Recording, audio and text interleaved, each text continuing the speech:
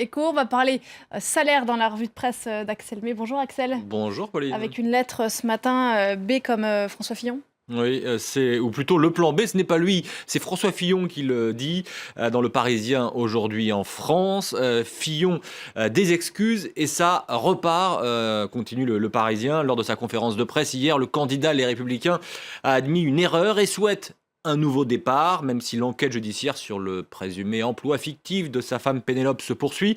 Bref, pas de plan B en vue, il ira au bout. En plus, comme s'en amuse le Parisien, il n'a même pas demandé à Pénélope de rédiger ses excuses. Ça rigole pas mal dans la presse française ce matin sur ce dossier. Oui, regardez la une de l'Opinion, le sphinx du Caire à la tête de François Fillon et le nez qui manque pourrait être interprété comme le nez de Pinocchio, le nez du menteur. En tout cas, si le reste tient bon, ça lui va, dit un membre du parti Les Républicains. L'humour qu'on retrouve dans l'humanité, Fillon tête haute, mais avec une bouche d'égout où il est prêt à tomber.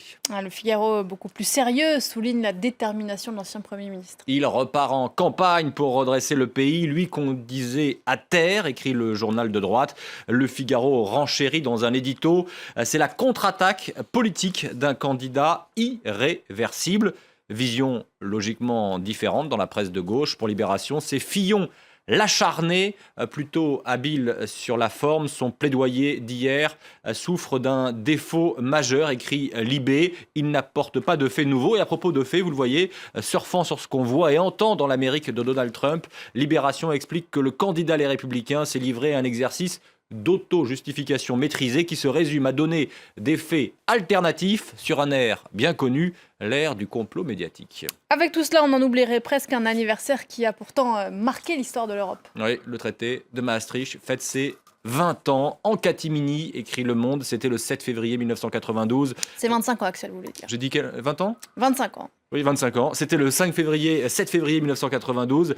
Les pays membres de l'Union adoptent ce texte fondateur qui mène 10 ans plus tard à l'arrivée de la monnaie unique. Un texte devenu au fil des ans le symbole d'une Europe dysfonctionnelle et coupée des peuples, note Le Monde. Alors, Maastricht est-il la maladie infantile de l'euro, se demande toujours Le Monde.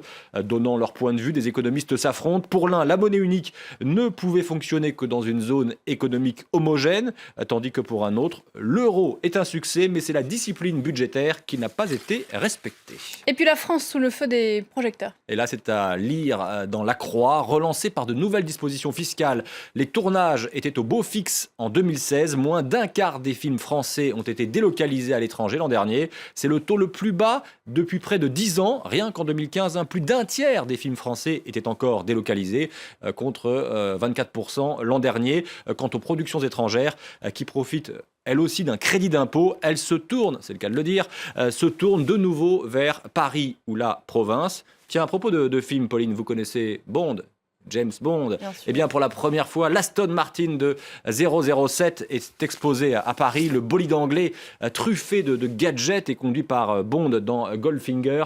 Et la vedette de l'exposition annuelle Rétromobile qui commence demain au Palais des Expositions de la Porte de Versailles. Cette exposition donc Rétromobile. Et puis, vous allez le voir, il y a tous les gadgets de cette voiture, comme les butoirs de pare-choc, le moyeu découpeur, très efficace ça quand vous avez une voiture qui vous colle. Alors ce qui est assez amusant aussi, et on terminera là-dessus, c'est que tous ces systèmes qui ont été mis en place dans cette voiture, un Goldfinger 1964, alourdissent considérablement cette voiture. Elle pèse 2 tonnes, soit 500 kilos de plus que l'Aston Martin qui était produite en série.